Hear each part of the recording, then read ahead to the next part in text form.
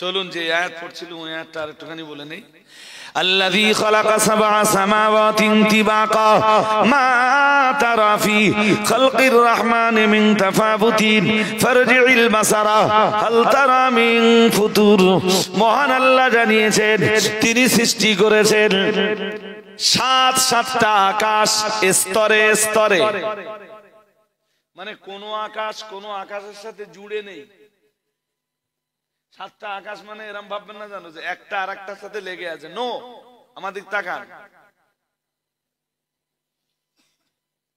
এই জমিন থেকে যতটা ফাঁকা প্রথম আকাশ ততটা মোটা, এরপর আবার ততটা ফাঁকা, তারপরে দ্বিতীয় আকাশ ততটা মোটা, এরপরে অতটা মহাশূন্য। এই মহাশূন্যে তো চাঁদ আছে, সূর্য আছে, গ্রহ আছে, তারা আছে, গ্যালাক্সি আছে, ব্ল্যাক হোল আছে। এত বিজ্ঞান গবেষণা করে বলেছে। আচ্ছা, প্রথম আকাশ আর দ্বিতীয় আকাশের মাঝখানে যে মহাশূন্যটা আছে, ওই মহাশূন্যে কি আছে? জোর করে বলে না, কেউ বলতে পেরেছে? জোর করে বলে না। আমরাও জানি না, জানেন কে? জোর করে বলে না। এখন তো বিজ্ঞান বলছে পানির তলায় জগৎ আছে।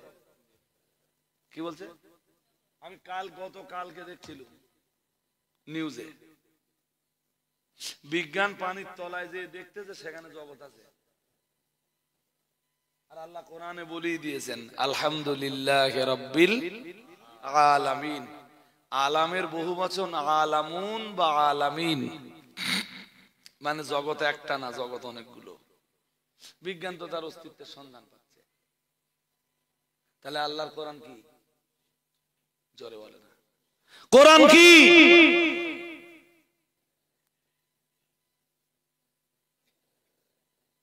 বলুন, এই যে সাতটা আকাশ, তো সাতটা মহাশূন্য আছে, আছে তো? এই মহাশূন্যে সূর্য দেখছি, চন্দ্র দেখছি, এটা সেটা দেখছি। এর পরের মহাশূন্য গুলোতে কি আছে? মালুম কুছ? জোর করে বলে না। হাজিরিনে মজলিস শুনে রাখুন, বলতে বলতে অনেকটাই চলে এসেছি। মহান আল্লাহ জানিয়েছেন আল্লাযী খালাকা সাবআ সামাওয়াতিন তিবাকা। মহান আল্লাহ জানিয়েছেন আমি স্তরে স্তরে সাতটা আকাশ বানিয়েছি।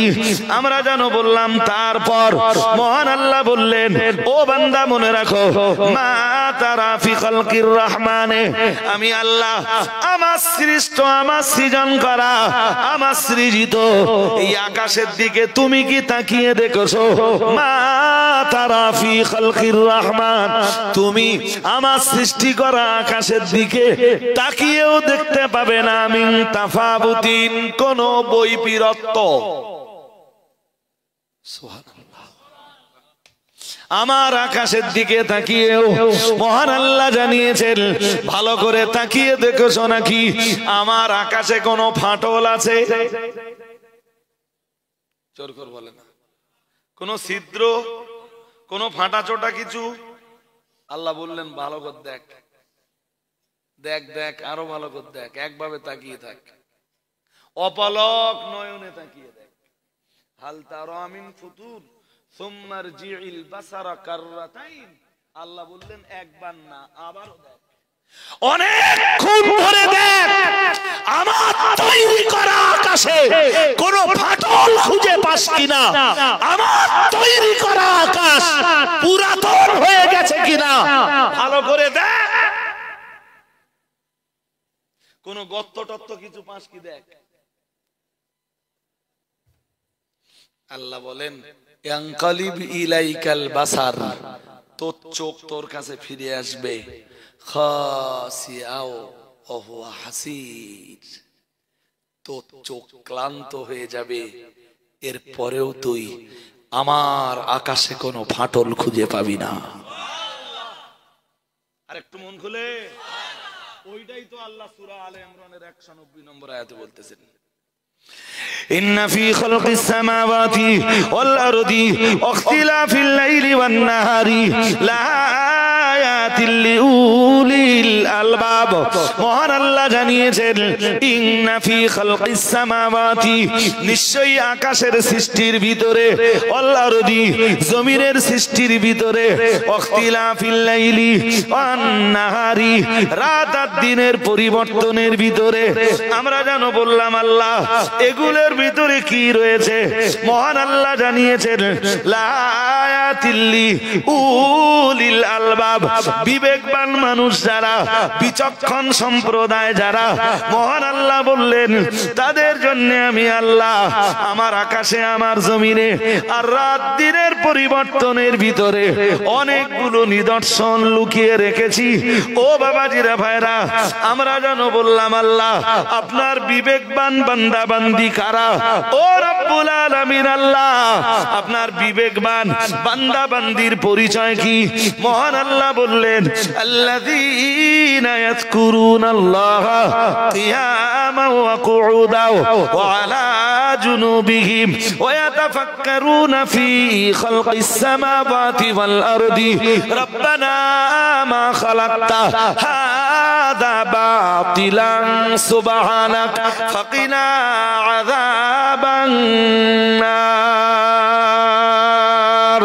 কি চ্যাম্পিয়ন করে আমার আল্লাহ বললেন আমার বিবেকবান বান্দাদের পরিচয় হলো, আমার বিবেকবান বান্দা বান্দির পরিচয় হলো আল্লাযীনা ইয়াযকুরুনাল্লাহা কিয়ামা, যারা আমি আল্লাহ আমার নামের জপ জিকির করে, যারা আমার নামের গুণগান গায়, যারা আমার জন্য সালাত কায়েম করে, যারা আমার জন্য রুকু করে, আমার জন্য সাজদা দেয়।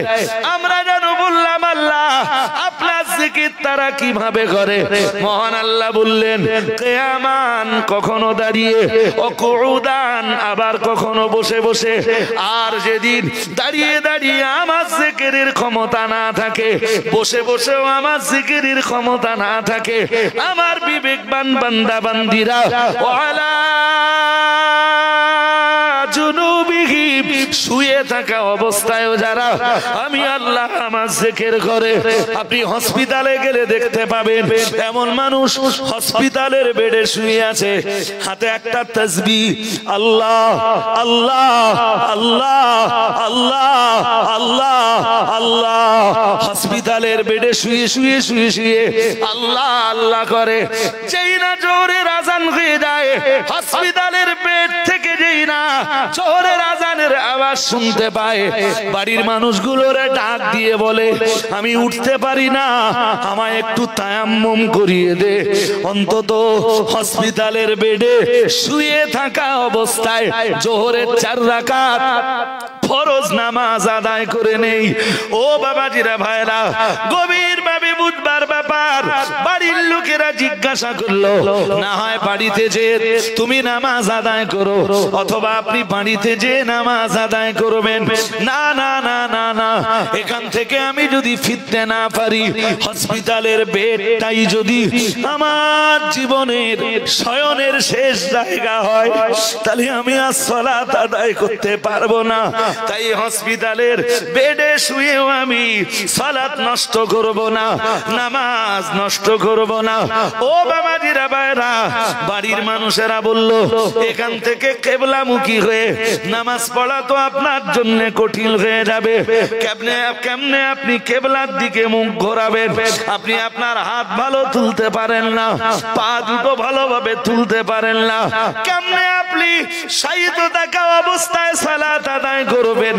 ও বাবাজিরা ভাইরা, আল্লাহ বলা মানুষটা হসপিটালের বেডে শুয়ে শুয়ে জবাব দেয়, আমার আল্লাহ কোরআনুল কারীমে জানিয়েছেন, আমার আল্লাহ পাক রব্বুল আলামিন জানিয়ে দিয়েছেন, যদি তুমি কোনদিন, আমি আল্লাহ পাক রব্বুল আলামিন বলছি, এমন কোন কন্ডিশন তোমার জীবনে যদি হয়ে যায়, তুমি কিবলার দিকে মুখ করতে পারছো না, অথবা তুমি কিবলা নির্ধারণ করতে পারছো না, আমি আল্লাহ পাক রব্বুল আলামিন বললাম ফাইনামা তুআল্লু ফাসাম্মা ওয়াজহুল্লাহ। মহান আল্লাহ জানিয়েছেন, সেদিন তুমি যেই দিকে ফিরে সালাত আদায় করবা, আমি আল্লাহ তাআলা আল্লাহ পাক তোমার সালাতকে মঞ্জুর করে নিব। হসপিটালের বেডে যান, হসপিটালের বেডে যান, যে দেখবেন কত মানুষ হসপিটালের বেডে তায়াম্মুম করে সালাত আদায় করে। আমার আল্লাহ বলেন আল্লাযীনা ইয়াযকুরুনাল্লাহ কিয়ামান ওয়া কুউদা, যারা সালাত আদায় করে দাঁড়িয়ে দাঁড়িয়ে কিংবা বসে বসে, যেদিন দাঁড়ানো আর বসবার মাশাআল্লাহ, হুজুরের এই জলসাটি শুনে খুব ভালো লাগলো। যদি আপনাদের ভালো লেগে থাকে তাহলে আমাদের চ্যানেলটাকে লাইক, শেয়ার, কমেন্ট, সাবস্ক্রাইব করে পাশে থাকবেন।